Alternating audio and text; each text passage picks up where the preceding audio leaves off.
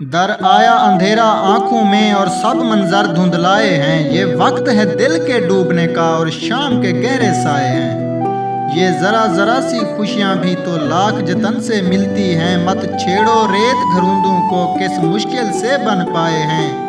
وہ لمحہ دل کی اذیت کا تو گزر گیا، اب سوچنے دو کیا کہنا ہوگا ان سے مجھے جو پرسش غم کو آئے ہیں۔ جلتی ہوئی شمعوں نے اکثر احساس کی راکھ کو بھڑکایا، قربت میں دمکتے چہروں کی تنہائی کیے دکھ یاد آئے۔ سوچوں کو تر و تازہ رکھا شبنم تیرے پہم اشکوں نے، حیرت ہے کہ عہد خیزاں میں بھی یہ پھول نہیں کملائے ہیں۔ در آیا اندھیرا آنکھوں